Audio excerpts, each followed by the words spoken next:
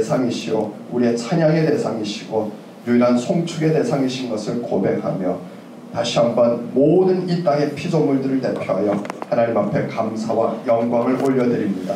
하나님, 우리를 하나님의 형상대로 창조하여 주시고 우리에게 자유의지를 주시고 하나님을 온전히 예배하며 이 땅에서 가장 존귀한 인생을 하나님의 동력자로 살아가도록 그리스도 예수 안에서 우리를 거듭나게 하신 은혜를 진심으로 감사드립니다. 하나님, 오늘도 우리는 하나님의 마음을 헤아리는 하나님의 편에서 하나님이 원하시는 것을 온전히 이루어가는 그런 믿음의 삶을 살고자 이 자리에 나왔습니다. 하나님, 오늘도 하나님의 이름이 한반도 한민족 가운데서 거룩히 여김을 받으시고 한반도 한민족 가운데 하나님의 나라가 임합시고 그리고 하나님의 뜻이 온전히 이루어져 이 나라와 이 민족이 제사장 나라와 제사장 민족이 되어 세계 열방을 하나님께로 돌이키는 그 구속의 위대한 역사를 온전히 감당하는 하나님의 동력자 민족으로 제사장 민족으로 하나님 세워주시는 그 놀라운 은혜가 우리의 기도를 통하여 이루어지게 하여 주옵소서. 아버지 하나님, 오늘도 다시 한번 우리가 마음을 하나님께 드리고자 합니다. 하나님, 우리의 원하는 것이 아니라 하나님이 원하시는 것, 그리고 하나님이 들으시는 하나님께서 우리 가운데 향하고 계시는 이 나라 이 민족 가운데 향하신 그 뜻을 온전히 우리가 구하는 시간 되도록 성령님 인도하여 주옵소서. 온전히 이 시간과 공간을 주의 손에 올려드리며 예수님의 이름으로 기도드립니다. 아멘. 여러분, 목사가 왜 설교하죠? 목사가 왜 설교하죠? 설교하는 이유가 목사가 설교하는 이유는 회중을 감동시키기 위한 것이 아니에요. 그러니까 연설하고 설교가 다른 부분이 있어요. 그러니까 연설은 회중을 감동을 시키기 위해서 하는 거예요. 그래서 연설은 애당초 그 연설의 대상이 사람이죠. 사람을 감동시키고 그래서 그들을 움직이기 위한 것이죠. 그런데 사실 설교는 원래 제 얘기가 아니고 원래 설교하는 것도 가르쳐요. 원래 설교는 무엇이냐? 예수님이 뭐라 그래요? 공간복음서에 보면 예수님께서 말씀하실 때 우리가 보면 요한계시록에도 나와 있지만 귀 있는 자는 들을지어다. 귀 있는 자는 들을지어다. 그러니까 무엇이냐? 하나님의 말씀이 대언되어지는 데 있어서 설교라고 하는 것이 중요한 수단이 되어지는데 사실 엄밀하게 보면 그 설교는 하나님의 말씀을 대언하는 데 포커스를 두고 있지 사람을 감동시키게 하는데 포커스를 두지 않아요. 왜냐하면 우리가 성경에 나와 있는 상당수의 하나님의 말씀은 우리의 일을 기쁘게 하거나 감동시키는 것보다 오히려 우리로 두렵게 하고 또 우리로 하여금 하나님 앞에 바르게 서도록 경고하는 말씀이 더 많은 부분을 차지해요. 그러니까 창세기부터 요한계시록까지 66권의 하나님의 말씀을 우리가 살펴보면 축복의 말씀, 구원의 말씀, 제가 기도학교 때 얘기했지만 그것보다 70% 이상은 사실 경고의 말씀, 하나님의 심판의 말씀, 그리고 진노와 정죄의 말씀들이 훨씬 많아요. 왜 그러냐면 당연하죠. 우리가 늘 경고를 들어야 되는 존재들이에요. 왜? 우리는 가만히 내버려 두면 죄악된 상태에서 살아갈 수밖에 없는 존재들이기 때문에 그런 것이죠. 제가 오늘 창세기 12장 2절 3절에 이 변혁의 축복이라고 하는 말씀으로 함께 은혜를 나누고자 하는데 여러분의 인생에서 변화와 안정 가운데 뭐가 좋으세요? 변화와 안정 둘 중에 하나. 사실은 나이가 들수록 안정이 더 좋아요. 변화보다 자꾸 바뀌는 것보다 사람은 나이 들수록 안정을 더 추구하게 되죠. 그래서 우리는 이 안정을 훨씬 더 좋아해요. 여러 가지 안정된 삶이 우리한테는 그래도 훨씬 더 우리의 마음을 평안하게 하고 그리고 우리의 삶을 안전하게 보장해 주기 때문에 우리는 이 안정을 더 많이 선택을 하게 됩니다. 그런데 세상의 발전은 사실 안정보다 변화를 추구하는 사람들로 인해서 지금까지 온 거예요. 만약 사람들이 안정만을 추구했다 그러면 이 세상은 아마 아직도 저기 우리가 얘기하는 1950년대, 40년대 여전히 우리는 차가 아니라 나귀 타고 다니고 말 타고 다니고 그런 시대, 조선시대 그 훨씬 이전으로 돌아가서 그렇게 살고 있을지도 몰라요. 그런데 세상은 계속해서 변화를 추구하는 안정을 원하지 않는 그 안정이라고 하는 것들을 거부하는 사람들에 의해서 계속해서 역사는 발전했고 그래서 오늘 우리는 그 문명의 혜택을 누리고 있는 거예요. 여러분 전 세계에서 이 폴더폰을 만들 때 가장 폴더폰을 먼저 만들고 폴더폰의 시대를 주도했던 회사가 모토로라가 제일 폴더폰을 잘 만들었고 제일 처음 만들었고 세계 시장을 완전히 지배했어요. 이 폴더폰 시대 때는. 그런데 모토로라는 이 변화보다는 이 폴더폰의 시대가 계속될 것이라고 생각해서 모토로라는 스마트폰 시대에 대한 대비를 전혀 안 했어요. 근데 결국 뭐예요? 스티븐 잡스 같은 이 안정을 추구하지 않고 변화를 끊임없이 시도하는 스티븐 잡스 같은 이 사람들로 인해서 스마트폰의 시대가 열렸어요. 근데 안타깝게도 모토로라는 그 스마트폰의 시대를 준비하지 못함으로 결국 어떻게 돼요? 지금은 문을 닫았어요. 망했어요. 폴더폰의 시대를 주도했던 그 모토로라 회사가. 그러니까 결국 무엇이냐? 시대는 끊임없이 이 변화를 추구하는 사람들에 의해서 발전할 수밖에 없어요. 여러분 대한민국도 사실은 미국에 비하면 경제적인 부분에서 발전들이 더딘 부분들이 많이 있어요. 우리나라의 경제의 대부분은 우리나라의 재벌 기업들이 주도하잖아요. 삼성, LG, SK 10대 대기업들이. 근데 이 기업들이 다 뭐예요? 오늘날로 얘기하면 미국의 빅테크 기업하고 비교하면 이 기업들은 변화를 추구하는 기업들은 아니에요. 왜냐면 계속해서 세습을 하잖아요. 재벌 경영이라고 그러죠. 그래서 뭐 할아버지, 아버지, 아들들을 이렇게 오는데 삼성은 예전부터 있었던 거예요. 해방돼서부터. 뭐 LG도 막 금성으로부터 시작해서 뭐 현대도 그리고 마찬가지. 근데 여러분 빅테크 기업이라고 해서 세계 지금 일론 머스크 세계 1위잖아요. 테슬라 기업이 시가총액이 세계 1위에요. 테슬라가. 근데 테슬라가 회사가 설립된 지 얼마 돼요? 25년밖에 안 돼요. 불과. 테슬라. 근데 시가총액이 1위에요. 미국의 실리콘밸리, 제가 산호세에 우리 지부가 있어서 산호세를 자주 간단 말이죠. 그러면 그 실리콘밸리, 저희 결정교회가 있는 그 교회 80%가 실리콘밸리에서 근무하는 엔지니어, 석박사 엔지니어들이에요. 실리콘밸리에 있는 IT 석박사 완전히 그 엔지니어들인데 그 사람들이 구글에도 있고 애플에도 있고 뭐 테슬라에도 있고 그러는데 거기에서 끊임없이 새로운 기업들이 탄생을 해요. 근데 우리가 알고 있는 여러분 유튜브도 여러분 계속 보잖아요. 유튜브 구글에 예전에 매각이 돼서 구글 소속이잖아요. 유튜브도 만들어진 지 불과 얼마 돼요? 18년, 20년밖에 안 돼요. 그리고 구글도 마찬가지고 그리고 우리가 페이스북도 마찬가지고 애플도 마찬가지고 근데 이 시가총액들이 다 뭐예요? 우리나라의 삼성, LG, SK보다 훨씬 앞섭니다. 그러니까 무엇이에요? 근데 그런 빅테크 기업들 그러니까 정보 기업들, IT 정보 기업들이 세계를 주도하는 근데 끊임없이 그런 이 신생 빅테크 기업들이 스타트업을 통해서 계속해서 세계를 변화시켜가고 세계 시장을 주도해가고 그래서 세계를 발전시켜가는데 계속해서 이 변화하는 기업들이 지배하는 그런 세상을 우리가 경험하고 있는 것이죠. 그러니까 무엇이냐면 끊임없이 변화를 시도하는 그런 기업이나 또 혹은 그런 나라나 또 그런 경제만이 앞으로 21세기 4차 산업시대 그리고 IT, AI 시대에 살아남을 수가 있는 그것이 지금 우리가 살아가고 있는 시대인 거죠. 그러니까 여하튼 변화라고 하는 건 너무너무 중요해요. 그래서 여러분 우리는 믿음의 삶을 살면서도 마찬가지예요. 안정을 추구하는 순간 죽음인 걸 아셔야 돼요. 왜냐면 여러분 안정이라고 하는 거는 현상 유지가 아니고 퇴보를 얘기하는 거예요. 여러분 절대로 가만히 있는다고 해서 우리가 현상 유지하는 게 아니에요. 그것은 뭐냐면 퇴보하는 거예요. 그러니까 영적으로 우리가 뭔가 안정을 추구하고 영적으로 현상 유지를 한다. 이것은 그대로 컨티뉴 된다는 개념이 아니고 퇴보하는 거예요. 끊임없이 우리는 변화를 추구해요. 끊임없이 우리는 왜 그러냐면 여러분 베드로도 변화산에서 예수님한테 제안을 하잖아요.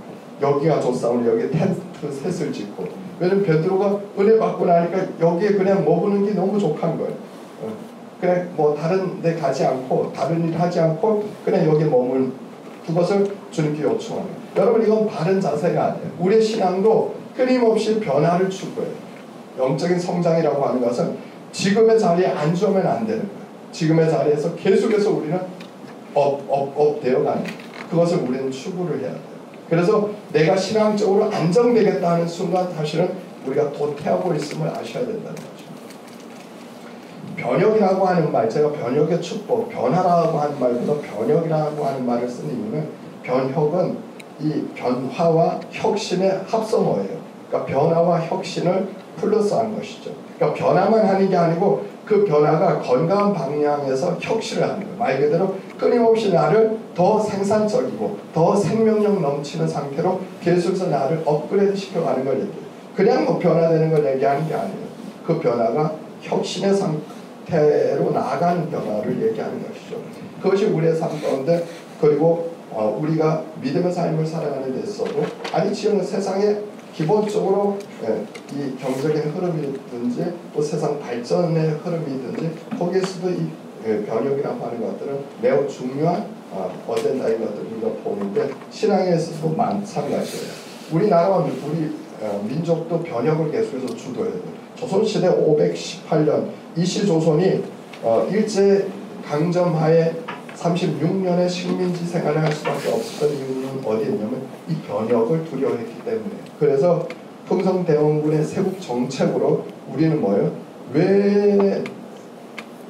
외세로부터 어떤 좋은 것들을 우리가 받아들이고, 그리고 서양의 문물을 받아들이고, 그래서 우리에게 생산적으로 그걸 혁신시켜서 조선의 발전에 도모해야 되는데 그걸 안 하고 그냥 문만 가둬둔 거예요. 근데 그것이 결국 조선이 세상에서 뒤처지는, 그래서 일본이 결국 대동아 공명권이라고 하는 침략의 타이틀을 갖고 들어와서 한반도를 강탈하고 주권을 빼앗는 한일 합방을 강제적으로 맺게 되는 그런 결과를 가져온 거죠. 그러니까 변혁이 개인이든 나라이든 그것이 온전히 일어나지 않게 되면 안타깝게도 역사의 뒤안길로 사라지는 것들을, 퇴보하는 것들을 우리는 분명히 역사 속에서 보고, 우리는 또 그것을 경험했던 민족이었다는 것을 저와 여러분 알고 있습니다.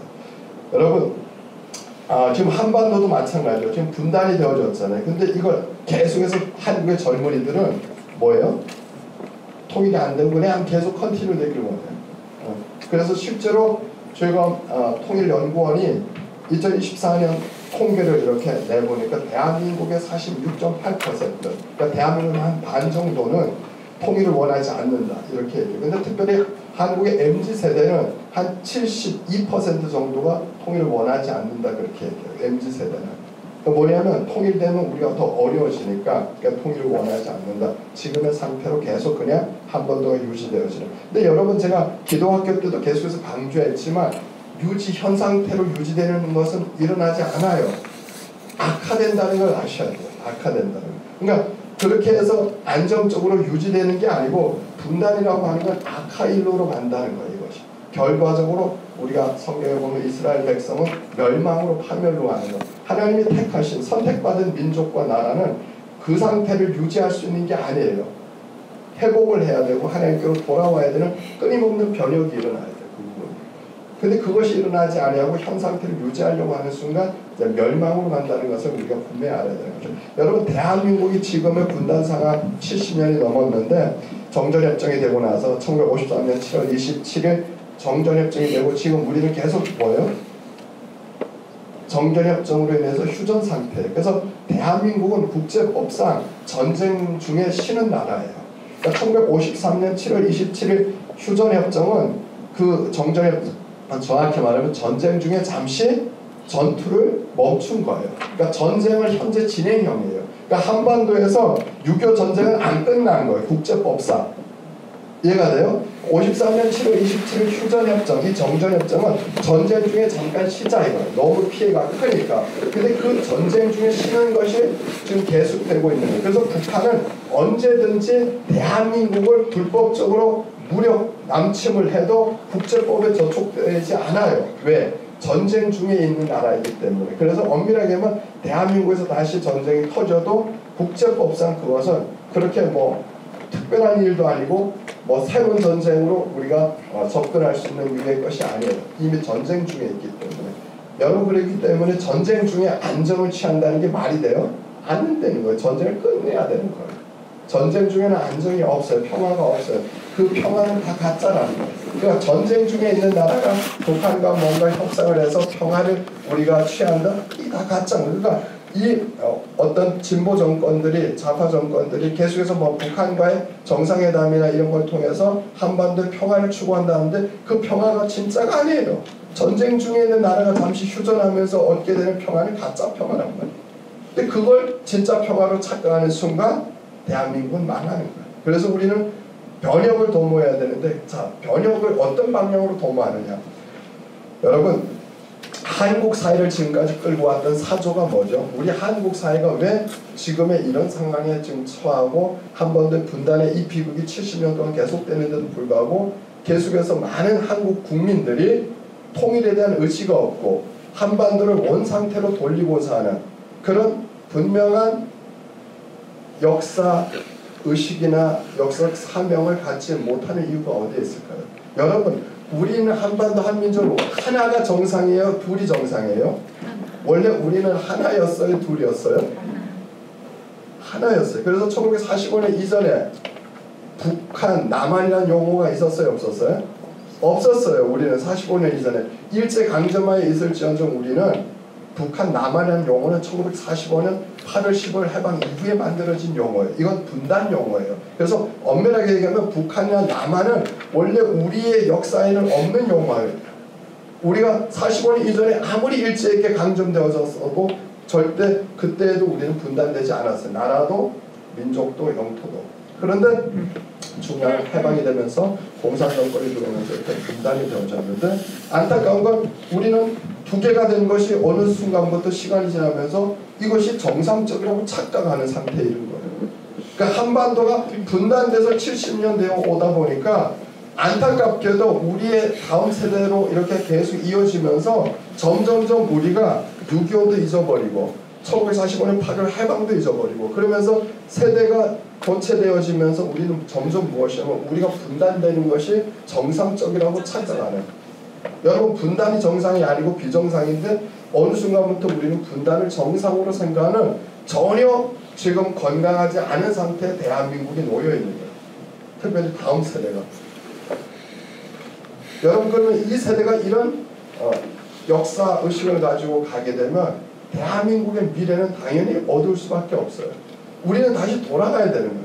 그래서 우리가 성경에서 하나님께서 우리에게 말씀하시는 것들을 주목하면서 그 말씀을 가지고 나 개인뿐만 아니라 우리의 나라와 민족과 그 열방을 조명하면서 하나님께서 우리에게 무엇을 명령하시고 무엇을 붙잡고 기독해 하시는지를 우리가 정말로 날마다 분별할 수 있어야 돼요. 여러분, 대한민국을 끌고 가는 지금 대한민국의 그 중요한 사조가 있어요. 대한민국에 사조가 뭐죠? 사조가 생각 사자에 밀물 조자. 그러니까 사상의 흐름을 얘기해요. 시대를 끌고 가는 사상의 흐름을 사조라고 해요. 근데 대한민국의 이 정치, 경제, 문화, 사회 모든 영역을 끌고 가는 가장 큰 사조가 있어요. 그 사조가 무엇인지 아세요? 민족해방운동이라고 하는 사조예요. 여러분, 그러니까 이것이 뭐냐면 민족해방운동이라고 하는 건 여러분은 잘 모르실 거예요. 그런데 실제 오늘날의 한국을 민주화시킨다고 그러면서 1986년에 86세대, 그러니까 60년대생들로서 이제 80년도에 대학교를 다녔던 86세대가 만들어낸 사조예요. 그 NL이라고 해서 민족해방운동 계열의 이들이 지금 우리나라에 예를 들면 임종석, 임수경, 그리고 오늘날의 지금 더불어민주당의 정청래부터 최고위원 정청래부터 다 이 사람들이 바로 이 NL 계열의 민족해방운동. 근데 이 사람들이 1980년대 우리나라의 민주화 운동이 대학생 중심으로 언제 시작된지 아세요? 1986년도에 시작이 됐어요. 큰 민주화 운동이 1986년도에 시작이, 그때가 전두환 신군부 시절, 그리고 이 5.18 민주화 항쟁, 그때 이제 86년도에 가장 큰 이제 대학생들 이 민주화 시위들이 일어나면서 그들이 들었던 슬로건이 무엇이냐면 그들이 반제국주의, 그리고 반파쇼, 그리고 자주통일, 민족통일이라고 하는 노선을 갖고 그들이 이 대한민국의 사상을 만들어내요. 이념을. 그래서 우리나라는 원래 엄밀하게 얘기하면 이승만 대통령 이후에 실제적으로 자유민주주의라고 하는 그 기본 개념만 갖고 우리가 건국이 1948년 8.15 되어지고 나서 왔는데 80년대 엄청난 새로운 사조가 만들어진 거예요. 물론 그전에는 여운형이라고 하는 사회주의 운동가도 있었고 박헌영이라고 하는 공산당, 노동당을 만들었던 그들이 있었는데 그들이 대한민국에서 해방되기 전까지는 가장 큰 정치적 이런 권력층을 형성을 하고 그리고 거대한 조직을 가지고 있었는데 1950년 6.25 전쟁이 터지면서 이 사람들이 다 북한으로 넘어가요.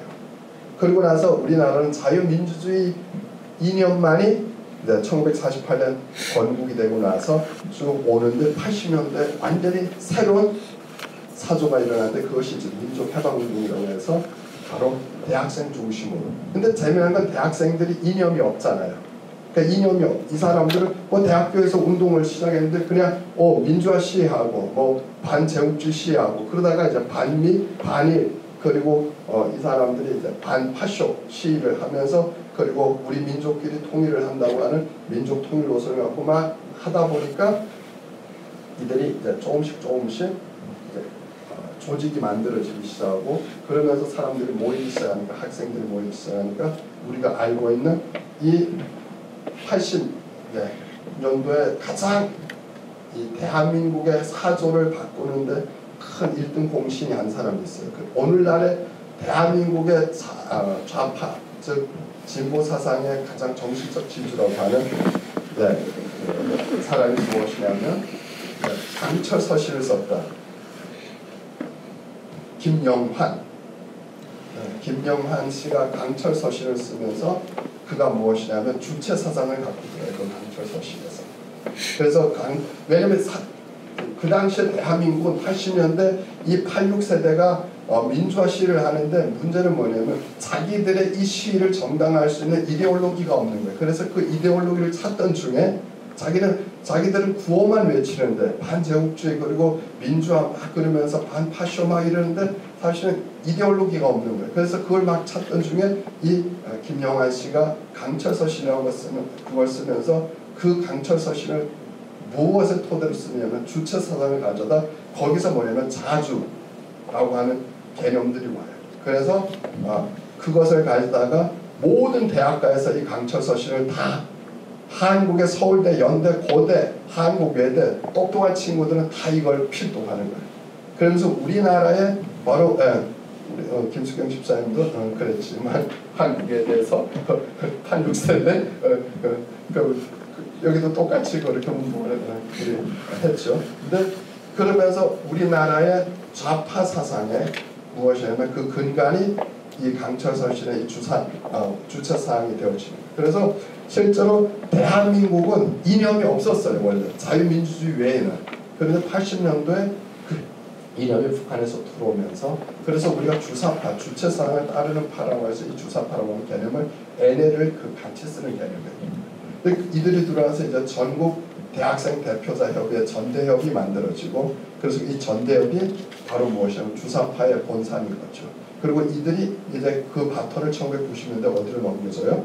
바로 한총연, 한국 대학생 총연합회 총학생의 연합이라고 하는 한총연에 그걸 넘겨주면서 근데 재미난 건 이렇게 그 80년대 대학교 다니면서 이 주사파의 이데올로기를 가지고 대한민국의 반제국주의와 반파쇼 그리고 민주화운동을 주도했던 사람들이 1990년대 이후에 대한민국 정계로 들어오기 시작해요.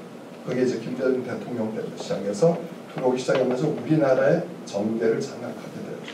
그리고 이들이 무엇이냐면 우리나라의 교육계로 들어가고 또 우리나라의 방송계로 들어가고 시민단체로 들어가고 그러면서 무엇이 돼야죠? 그리고 정계로 들어가고 이러면서 결국 우리나라의 전 영역을 장악하게 되어서 바로 2024년 현재 우리는 그런 상황을 보고 있는 거예요. 그러니까 실제 대한민국은 자유민주주의라고 하는 사조가 그렇게 강력하게 대한민국 국민을 지배하는 상황이 와야 되는데 그게 아니고 거꾸로 우리가 이 유신 체제와 그리고 군부 독재 체제를 지나면서 자유민주주의가 영향력을 잃어버렸어요. 그 이데올로기들. 그리고 대신 무엇이냐면 반미주의와 반제국주의와 반일주의와 그러면서 친중과 친러와 친북 사상을 갖고 있는 주사파 세력들이 새로운 사조를 만들어내서 지금 우리는 이 대한민국의 심각한 양극화 그리고 이분화되어진 이 모습들을 보고 있는 거예요. 그러니까 무엇이냐면 다른 방향의 변혁이 일어나면 좋은데 잘못된 방향으로 당연히 이들도 자기들 나름대로 혁명을 변화를 이 나라와 민족 가운데 준다면서 했지만 결국 잘못된 변화가 오히려 나라를 망치는. 그러니까 우리가 어떤 방향으로 생명이 흐르는 방향으로 변혁을 해야 되느냐 아니면 생명을 죽이는 방향으로 변혁을 하느냐에 따라서 또 역사가 전혀 달라지는 거예요. 그래서 변혁이 축복이 되려면 우리 성경으로 돌아가야 돼요. 성경으로. 그래서 대한민국은 지금 뭐냐면 자유민주주의가 사실은 뭐냐면 강력하게 우리 국민들의 이데올로기가 아니에요. 쉽게 얘기하면. 자유민주주의와 시장경제가 우리의 이데올로기가 되어 있지 않고 대한민국의 이데올로기 자체는 민족해방, 그래서 자주통일 그리고 민족통일 그리고 반제국주의. 왜냐면 이 NL에 있는 주사파 이 사람들은 지금도 뭐냐면 대한민국을 이들의 이론으로 하면 미제국주의 식민지라고 보는 거예요. 대한민국은 미제국주의 식민지이고 아직도 여기서 우리는 온전히 민주화를 이뤄내지 못했다고 봅니다. 그래서 외세 간섭도 없이 우리 민족끼리 통일을 하고 그리고 우리가 자주적으로 그렇게 국방도 그리고 경제도 정치도 해갈 때 비로소 대한민국은 민주화되었다 보는 거예요. 그러니까 지금 우리가 한미동맹하는 건 아직도 외세의 지배를 받는 거고 미국의 우리가 컨트롤 받는 거고 경제도 우리가 미국의 예속이 되어 있는 이러한 것들을 이 사람들은 보면서 그래서 반미적이고 또 반일적인 사고를 가지고 있는 거예요.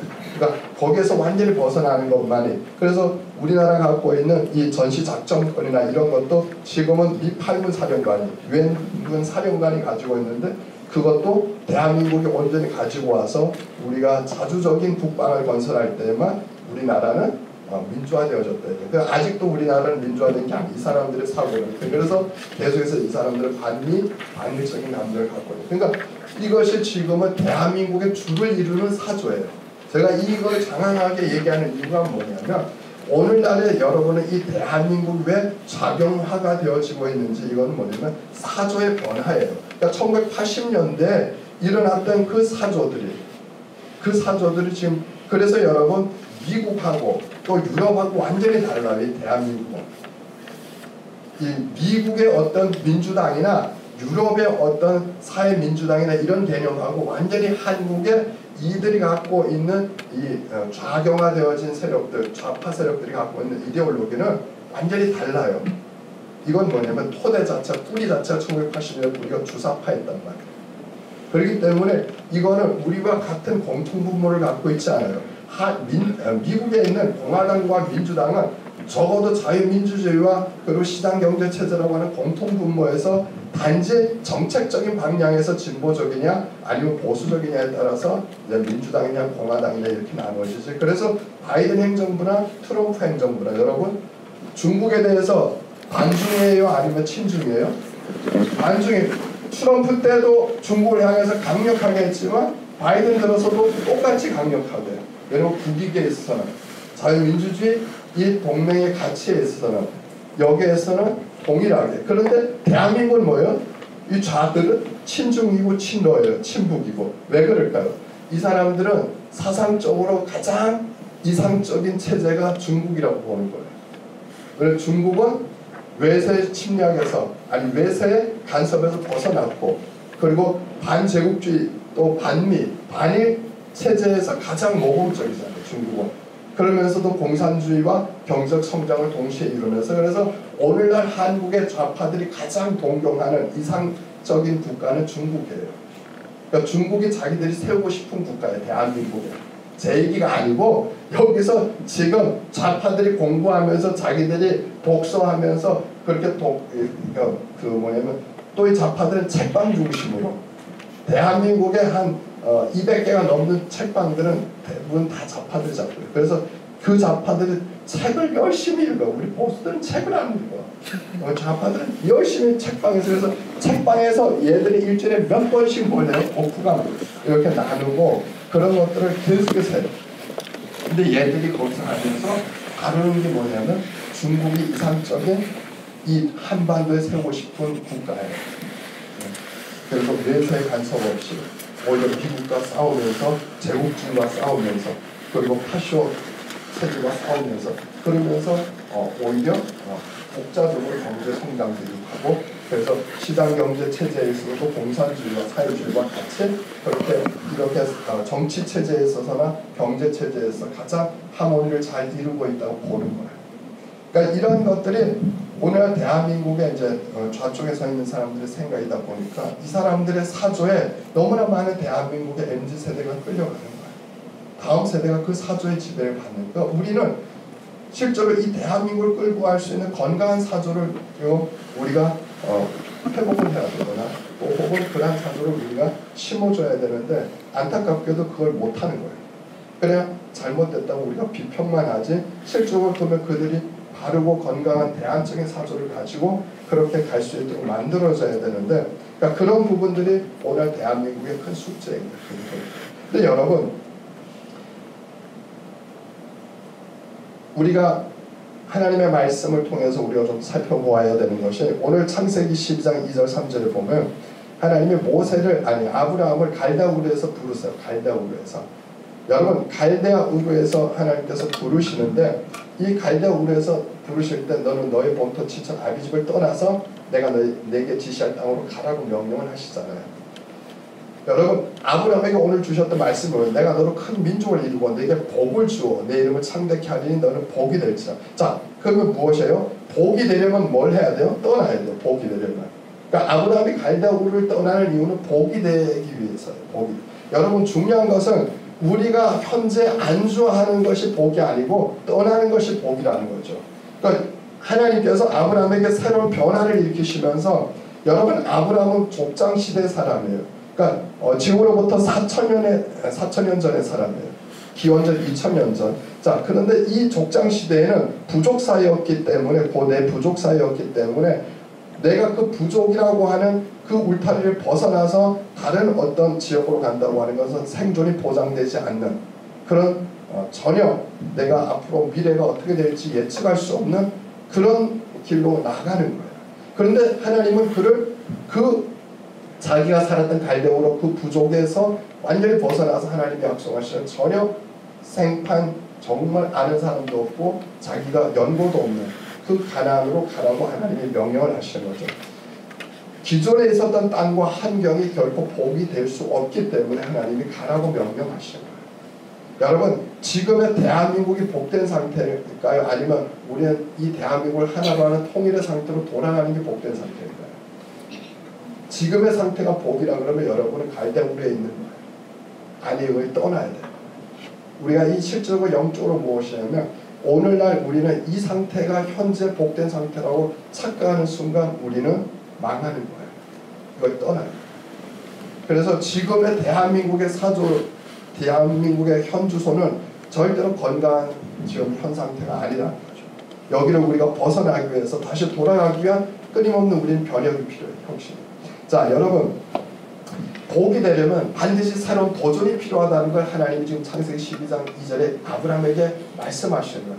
복이 되려면 뭐예요? 떠나야 되는 거예요. 복이 되기 위해서 떠나는 거예요. 복은 안정하는 게 아니에요. 복은 현재 컨티뉴하는 게 아니고 복은 무엇이냐면 변화와 그리고 내가 완전히 기존에 있던 것에서 떠나는 이 과정을 통해서 복이 된다는 것이죠. 여러분 왜 아브라함을 하나님이 떠나게 하시는 것을 이제 복의 상태라고 얘기하시고 복이 되려면 왜 떠나야 될까요? 여러분 에덴에서 범죄한 인간이 하나님께로부터 쫓겨서 이 세상 가운데서 살면서 그리고 여기다 바벨탑을 쌓으면서 하나님을 대적하고 인간은 무엇이냐면 계속해서 죄의 자리에서 머물러서 그곳에서 뭔가 자기들의 성을 쌓고 또 그리고 자기들의 안정과 그리고 자기들의 평화를 만들려고 하는데 하나님은 무엇이면 그걸 흐트러 놓으세요. 왜냐하면 여러분 진짜 복은 뭐죠? 진짜 복은 하나님과 함께하는 상태잖아요. 그러니까 하나님께로부터 분리된 상태는 사실 복의 상태가 아니에요. 에덴에서 쫓겨나는 순간부터 이미 인간은 복이 무엇인지를 알 수가 없어요. 그 복의 근원이 되시는 하나님이 그들과 함께 하실 때 그들은 진정으로 복된 상태에 있었던 것이고, 그러니까 임마누엘이 진짜 복인 거예요.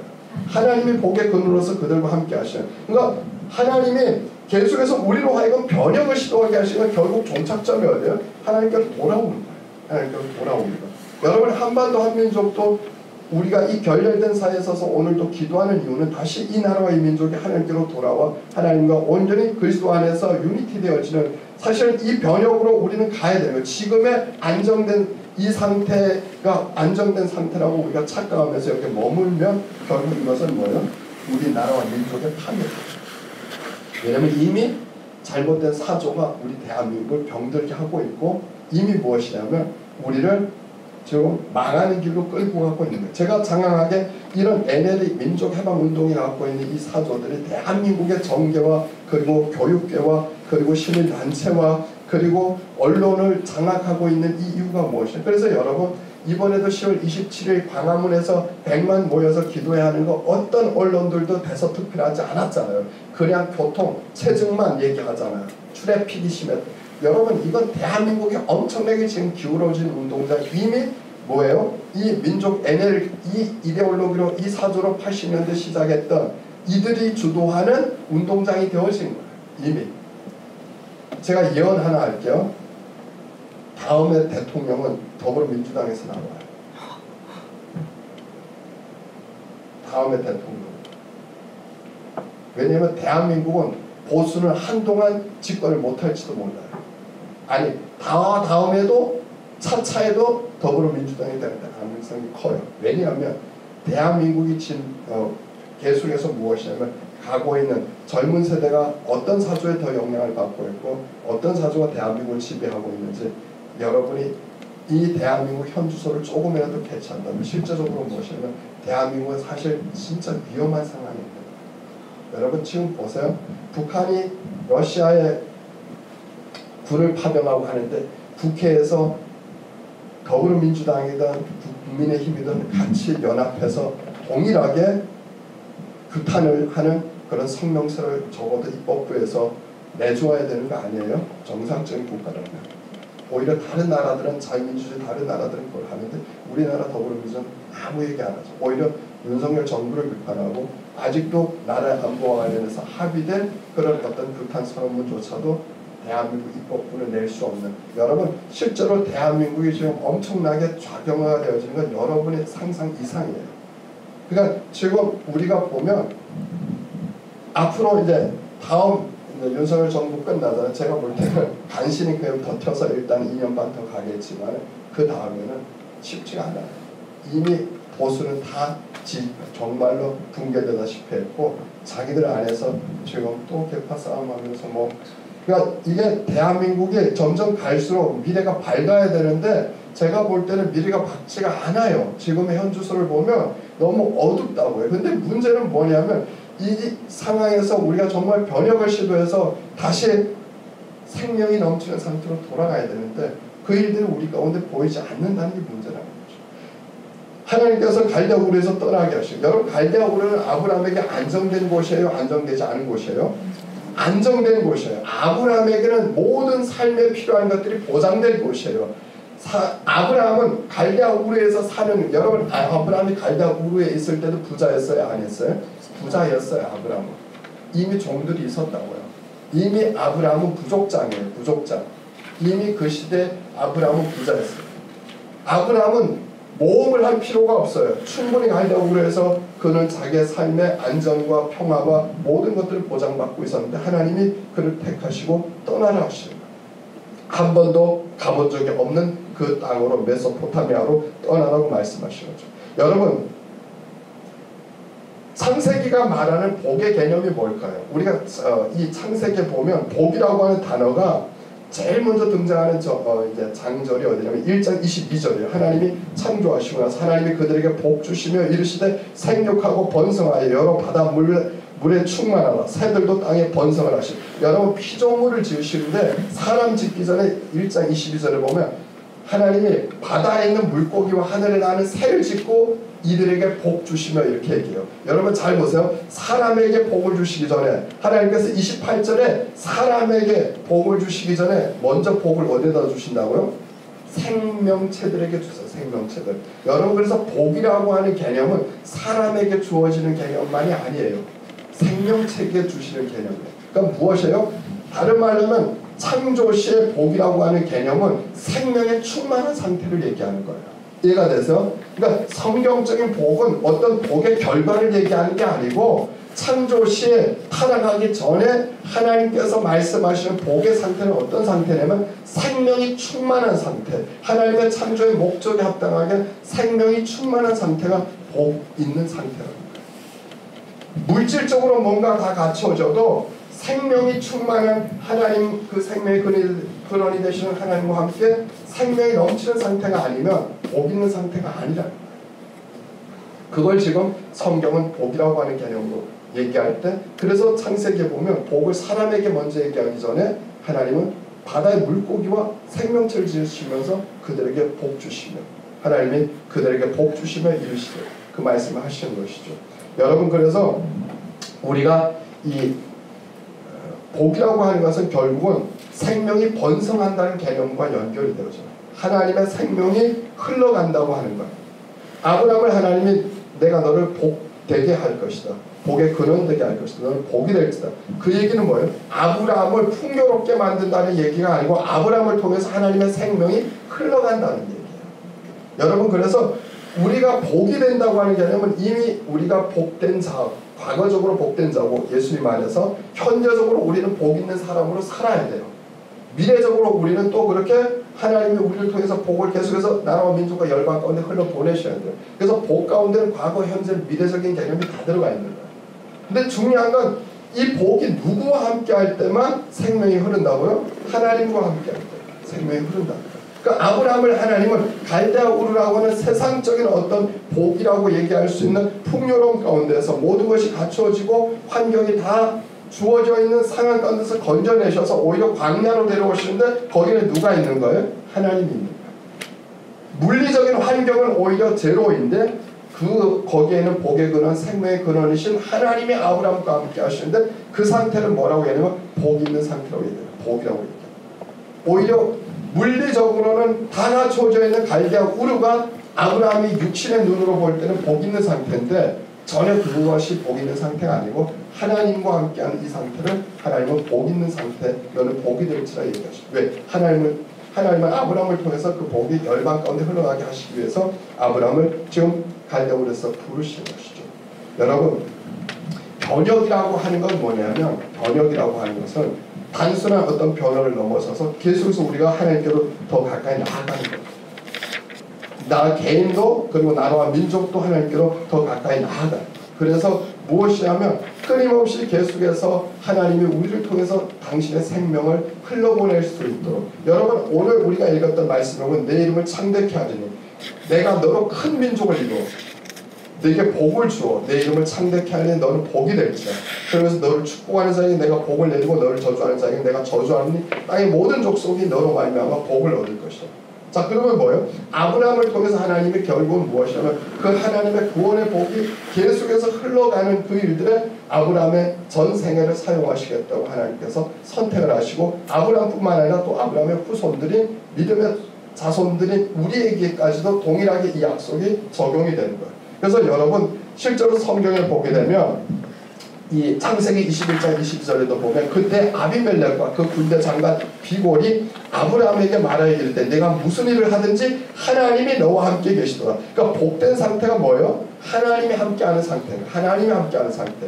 그리고 또 우리가 보게 되면 창세기 26장 28절에도 무엇이라고 얘기하냐면 아브라함의 아들 이삭에게 그의 이웃들이 동일한 고백을 해요. 그들이 이르되 여호와께서 너와 함께 계심을 우리가 분명히 보았으므로 우리 사이에 곧 우리와 너 사이에 맹세하여 너와 계약을 맺으려. 그들이 하나님이 여호와께서 너와 함께 하시려. 그러니까 이삭이 복된 상태가 어떤 상태예요? 여호와께서 함께 하시는 상태. 아브라함이 복된 상태가 여호와께서, 아비멜렉이 보니까 여호와께서 함께 하신다는 거예요. 여러분 가장 중요한 건 하나님이 저와 여러분과 함께 하신다는 것이 보여질 때 그것이 복된 상태예요. 여러분 근데 중요한 건 뭐예요? 하나님은 항상 그 자리에 계세요. 문제는 우리가 하나님과 함께 하느냐. 그래서 유명한 명언이 있죠. 아브라함 링컨 대통령이 남북전쟁을 할 때 참모들이 기도회를 하면서 하나님이 우리 편이었으면 좋겠습니다. 그랬을 때 뭐라 그래요? 아브라함 링컨 대통령이 실제적인 실화예요. 하나님이 우리 편인 것이 중요한 게 아니고 우리가 하나님의 편인가가 더 중요하다. 우리가 진짜 하나님의 편에 서 있느냐. 제가 기도학교 때도 얘기했죠. 우리가 하나님의 마음을 헤아리느냐, 우리가 하나님의 편에 서 있느냐. 여러분 그래서 우리가 끊임없이 변혁해서 어디로 가야 된다고요? 하나님께로 가야 돼요. 이 나라와 이 민족이 어디로 가야 돼요? 하나님께로 나아가야 돼요. 공산주의 사상, 민족 해방 사상인 이것이 우리를 지배해서 대한민국을 끌고 가고 결국은 그래서 대한민국을 파멸로 가도록 이 시대의 사조가 그렇게 하지 못하도록 우리는 그걸 막아서고 오히려 돌이켜서 대한민국이 한반도 한민족이 하나님께로 나아가도록 하나님의 편에 그리고 하나님과 연합되도록 하는 그 일들이 우리의 기도와 우리의 사역을 통해서 일어나야 되는 것이죠. 아브라함에게 하나님이 주시는 바로 이 미션이 그것이에요. 아브라함이 가는 곳마다 하나님이 아브라함과 함께 하신 걸 보면서 결국 그들이 무엇이에요? 하나님께로 나아오는 다른 이방의 족속들이 그 일들이 일어나도록 하는 것이 아브라함에게 주신 하나님이 복의 사명을 감당하는 자의 모습이었다는 것입니다. 여러분 우리가 성경 갈대아서 3장 16절에 보면 이 약속들은 아브라함과 그 자손에게 말씀하신 것인데 여럿을 가리켜 그 자손들이라고 하지 아니하고 오직 한 사람을 가리켜 내 자손이라 하였으니 곧 그리스도. 자 여러분 무엇이에요? 아브라함에게만 하신 게 아니고 그리스도 안에서 구원받은 저와 여러분에게도 동일하게 하나님은 이 약속을 하셨다. 그래서 우리가 계속해서 기도하는 건 뭐냐면 이 나라와 이 민족을 변혁시키기 위해 것이 이 현재 머물도록 하는 게 아니고 끊임없이 하나님께로 돌아가도록 하는 바로 이 일들을 위해서 저와 여러분이 지금 부르짖고 하나님 앞에 지금 이 시대 파수꾼으로 서 있는 우리의 역할은 뭐냐? 이 나라와 이 민족을 현상 유지하는 게 아니에요. 끊임없이 하나님께로 돌아오도록 바로 그 변혁을 도모하는 데 있다는 것입니다. 여러분 우리가 정말로 복된 길은 무엇이에요? 우리가 복된 자답게 사는 거예요. 그리스도 안에서 예수 안에서 우리에게 하나님의 복을 주셨는데 여러분 우리의 이 복은 복의 역할을 감당할 때만 복되어진다는 사실을 아시기 바랍니다. 우리가 복된 자로 살 때만 진짜 우리에게 복이 되어지는 거예요. 아무리 하나님이 우리를 복된 자로 부르셨어도 말 그대로 우리가 그 복의 역할을 감당하지 않으면 복은 우리에게 계속해서 현재 진행형이 될 수가 없어요. 그래서 여러분 진짜 저와 여러분이 복된 자가 되려면 복된 자답게 살아야 돼요. 그런 삶을 살아야만 비로소 우리는 복이 된다는 사실을 여러분 아시기 바랍니다. 그래서 복은 주어지는 게 아니고 복은 살아내는 거예요. 아브라함은 아브라함답게 하나님이 그를 통해서 열국이 하나님을 알도록 하는 하나님께로 돌아오도록 하는 바로 그 변혁을 시도하는 일에 아브라함의 인생도 그렇게 개인적인 삶도 변혁을 시키셨고 또 그의 그 삶이 모델이 되어서 또 다른 이들도 죄의 상태에서 하나님께로 돌아오는 이 변혁이 일어나도록 하는 일들을 아브라함의 인생을 통해서 하신 것처럼 오늘 저와 여러분을 그리스도 안에서 구원하시고 우리를 통해서도 그 일들을 하길 원하십니다. 그래서 우리는 우리만 변혁되는 게 아니고 그리스도 안에서 거듭나서 또 우리도 끊임없이 우리 자신도 하나님께로 가까이 나아가는 이것을 추구하는 것이 결국은 내가 복 있는 상태가 되는 거야. 지금의 상태가 아니고 끊임없이 하나님의 편으로 우리가 나아가는 바로 그 상태가 우리가 복 있는 자가 되는 길이고 이 나라 이 민족도 하나님과 유니티 되도록 끊임없이 기도하며 그렇게 사역하는 길이 이 나라 이 민족도 복된 상태가 되는 생명이 충만한 그 상태가 되도록 다시 하나님이 저주가 아니라 하나님의 축복의 상태로 이 나라와 민족을 회복하시는 그런 놀라운 은혜가 바로 이 나라와 민족 가운데 부어지기를 우리가 이 시간 또 주의 이름으로 기도하기를 원합니다. 기도 제목 같이 보겠습니다.